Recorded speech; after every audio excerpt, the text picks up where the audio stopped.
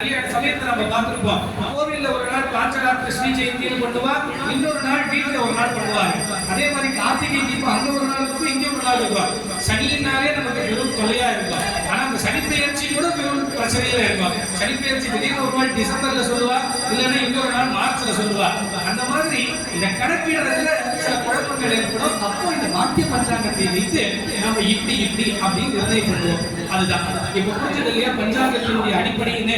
இந்த பஞ்சாங்கம் அந்த வார்த்தைக்கு என்ன சொல்ற பொருள் அப்படின்னு கேட்டா, திதிர்விஷ்ணு கதாபாலோ நட்சத்திரம் விஷ்ணுவை வச்ச யோகஸ்ச கரணம் செய்த சர்வம் விஷ்ணுயம் ஜெகதே. ஒரு நாள்ல 5 விஷயங்களை நம்ம முக்கியமா பார்க்கணும். என்னென்ன அப்படின்னு சொன்னா திதி, அந்த நாள்ல என்ன திதி. பொதுவா நமக்கு எல்லாம் தெரியும் சதுர்த்தி, விநாயகர் சதுர்த்தி அப்படின்னு சொல்றது சதுர்த்தி திதி. அதே மாதிரி இப்ப அக்ஷய திருஷ்டின்னு வரப்போறது, எல்லாரும் புக் பண்ணியாச்சு. ஏற்கனவே நகையை வாங்குறதுக்கு அட்வான்ஸ் டோக்கன் எல்லாம் கொடுத்தாச்சு. அப்போ அக்ஷய திருஷ்டியை, அப்ப ஸ்கந்த சஷ்டி அப்படின்னு சொல்லி ஷஷ்டின்னு சொல்லுவோம். வசந்த பஞ்சமி சொல்லுவோம். இந்த மாதிரி ஏகாதசி, துவாதசி இதெல்லாம் சொல்லுவோம். இந்த திதிகள் தான் நமக்கு ரொம்ப ஆதாரமானது.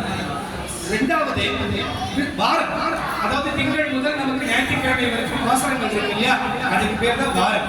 அதுக்கப்புறம் நட்சத்திரம். மூணாவது ரொம்ப முக்கியமான விஷயம் நட்சத்திரம். அந்த நட்சத்திரத்துல எந்த நட்சத்திரம் இருக்கு, அன்னைக்கு எதை செய்தா நமக்கு அந்த நட்சத்திரம் தீவிர நட்சத்திரமா இல்லை நல்ல நட்சத்திரமா அப்படின்னு தெரிஞ்சுக்கலாம். அதுக்கப்புறம் யோகம். அந்த யோகம் எப்படி இருக்கு, 11 யோகங்கள் இருக்கு அப்படின்னு சொல்லலாம். அந்த யோகங்கள்லாம் எப்படி இருக்கு, ஏன்னா ராமாயணத்துல ஜடாயு வந்து சொல்லுவார் ராமகிட்ட, ராமா நீ கவலைப்படாத, விஜய அப்படின்னு சொல்லக்கூடிய அந்த யோகத்துலதான் சீதா விராட்டிய ராவணன் கடத்தி போயிருக்கான். விஜய அப்படின்னு சொல்லக்கூடிய அந்த யோகத்துல ஏதாவது ஒரு பொருள் தொலைஞ்சு போச்சுன்னா அது திரும்ப நமக்கு கண்டிப்பா கிடைக்கும். அதனால சீதா விராட்டி நமக்கு கண்டிப்பா கிடைக்கும் அப்படின்னு. அப்ப பாருங்க, ஒரு பறவைக்கு எந்த அளவுக்கு சகுன சாஸ்திரம், ஜோதிட சாஸ்திரம் தெரிஞ்சிருக்கு ராமருக்கு மனசை தேக்கணும் அப்படின்னு சொல்லக்கூடிய அந்த வார்த்தை வருது இல்லையா. அப்போ பஞ்சாங்கத்தை நம்ம சரிவர புரிஞ்சுட்டோம்னா நம்மளே தைரியத்தை ஊட்டிக்கலாம். அப்புறம் கரணம் அப்படின்னு சொல்லக்கூடியது. அப்போ இந்த 5 விஷயத்தை ஒரு நாள்ல நம்ம கண்டிப்பா பார்த்தே ஆகணும். பார்த்து அதன் மூலமாக நம்ம ஒரு செயலை செய்யணும்னா நமக்கு எல்லா விதமான நன்மைகளும் ஏற்படும். இப்போ பஞ்சாங்கத்தை நம்ம படிக்க போறோம்.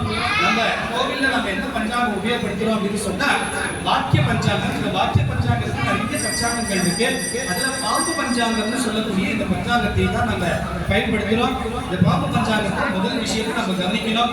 என்ன அப்படின்னு கேட்டா, இப்ப என்ன வருஷம் நடக்குது, இப்ப 2025 அப்படின்னு நம்ம சொல்றோம் இல்லையா பொது யுகத்தை. அந்த மாதிரி சாலிவாகன் என்ற மகாராஜா இருந்தார். அவருடைய காலத்திலிருந்து ஆரம்பித்து வருஷங்களை கணக்கிடுறது ஒரு முறை இருக்கு. அது 1947 வருஷம். இப்போ அதே மாதிரி கலியுகம் பிறந்து எத்தனை வருஷம் ஆச்சு அப்படின்னு பார்த்தா 5126 வருஷம் இந்த வருஷம் கலியுகம் பிறந்து. கலியுகத்துக்கு முன்னாடி நம்ம எல்லாம் பிறந்திருந்தோம்னா கிருஷ்ண பரமாத்மாவை நேரடியாக பார்த்துருக்கலாம். ஏன்னா கிருஷ்ண பரமாத்மா கலியுகம் ஆரம்பிக்கிறதுக்கு ஒரு நாள் முன்னாடி தான் சொர்க்கத்துக்கு போல. அது வரைக்கும் அவர் இருந்தாருங்க.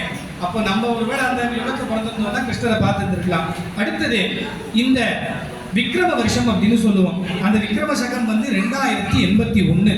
அதே மாதிரி பிரபவாதி வருஷங்கள் மொத்தம் 39 நடந்திருக்கு.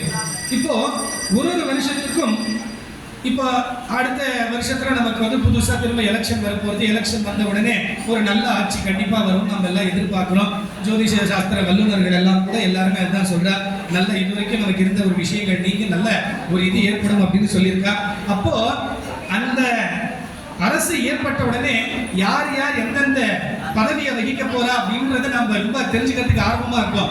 யாருக்கு கல்வி அமைச்சரா கொடுத்திருக்கா, யாரை வந்து இந்த மினிஸ்டரா போட்டிருக்கா, அஃபென்ஸுக்கு டிஃபென்ஸுக்கு எல்லாம் போட்டிருக்கா அப்படின்னு.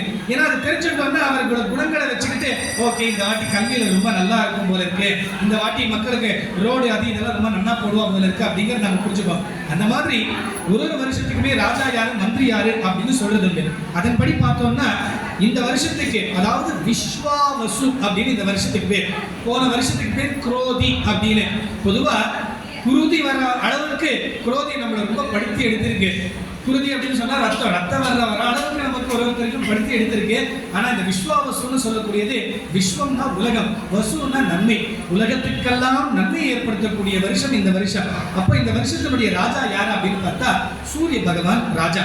அப்ப என்ன ஆகும் அப்படின்னு சொன்னா நெருப்புனால கொஞ்சம் பயம் ஏற்படும் அப்படிங்கிறார். ஆகையினால கேஸ் லைட்டர் சமாச்சாரங்கள், விளக்கு ஏற்றுச்சு, அதே மாதிரி கோவிலுக்கு வந்து விளக்கு ஏற்றுறோம்னா தலைமுடியை கட்டிக்கிறது, புடவைகள் எல்லாத்தையும் முந்தானை எல்லாம் சரியா வச்சுக்கிறது, இந்த மாதிரியான விஷயங்கள்ல ஜாக்கிரதையா இருக்கணும். ஏன்னா ராஜா சூரியனா இருக்கிறதுனால அக்னி பாதகங்கள் ஏற்படும் அப்படிங்கிறார். அடுத்தது மந்திரி. மந்திரி யார் அப்படின்னு பார்த்தா சந்திரன். அப்போ சூரியனுக்கு நேர் எதிர் சந்திரன். அப்ப என்ன ஆகும்னா நல்ல மழை வரும் அப்படிங்கிற இந்த வருஷத்துல. மழை நல்லா வந்ததுன்னா பயிர்கள் நல்லா வளரும். பயிர்கள் நல்லா வளர்ந்தது அப்படின்னா விலை குறையும். விலை குறைஞ்சதுன்னா நம்ம எல்லாம் அப்பாடா ஓரளவுக்கு சேவிங்ஸுக்கு எடுத்து வைக்கலாம். அடுத்தது சேனாதிபதி யார் அப்படின்னு பார்த்தா திரும்பவும் சூரியன் தான். அந்த சேனாதிபதி சூரியனா இருக்கிறதுனால என்ன ஆகும் அப்படின்னா அரசர்கள்ல யுத்தங்கள் ஏற்படுமா, அவ சண்டை போட்டுப்பாங்க. ஏற்கனவே அப்படிதான் இருந்துட்டு இருக்கு, இன்னும் அதிகப்படியா இருக்குமோ என்னமோ. அடுத்தது சஸ்யாதிபதி, அதாவது விளைநிலங்களுக்கு எல்லாம் அதிபதி யார் அப்படின்னு பார்த்தா குரு பகவான்.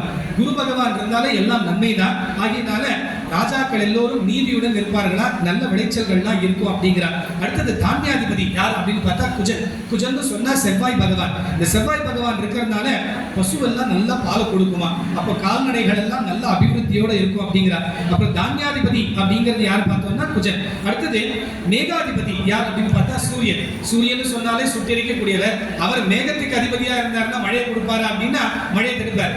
என்ன சுவாமி மாத்தி மாத்தி சொல்லிட்டு இருக்கீங்க, சந்திரன் சொல்றீங்க நல்ல மழை வரும், நீங்க இப்ப சூரியன் சொல்றீங்க மழை குறையுன்றீங்க. ஆமா, ஒருத்தர் ஒரு மாதிரி. இப்போ பூசாரி வரம் கொடுத்தா, பிள்ளையார் வரம் கொடுத்தா பூசாரி கொடுக்க மாட்டார் அப்படின்னு பழமொழி சொல்லுவா. அந்த மாதிரி ராஜா வந்து நிதியை எழுதி கொடுத்துடுவார்.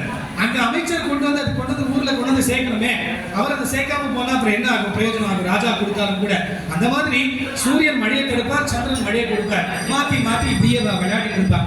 அந்த மாதிரி பசு நாயகன் யார் அப்படின்னு பார்த்தா யமன். ஆகையினால விலைகள் எல்லாம் குறையும், தானியங்களுக்கு விலைகள் எல்லாம் குறைஞ்சு நமக்கு எல்லா விதமான நன்மைகளும் ஏற்படும் அப்படின்னு சொல்றார். அடுத்தபடியாக இந்த பஞ்சாங்கத்துல நம்ம முக்கியமா கவனிக்க வேண்டியது மழை விவரம். எவ்வளவு சுவாமி மழை இருக்கும் அப்படின்னு கேட்டா பொதுவா இந்த வருஷத்துல 4 பாகம், அதாவது ஒரு 10% அப்படின்னு சொன்னா அதுல 6 கடல்ல விழுந்துருமா மழை. மிச்சம் இருக்கிற ஒரு 2% என்ன, 4ல 2% என்ன ஆகுமா, மலைகள்ல விழுமா. மலைகள்ல விழுந்தா கூட பரவாயில்ல, நமக்கு திரும்ப அப்படியே அருவியா வந்து வரப்போகுது.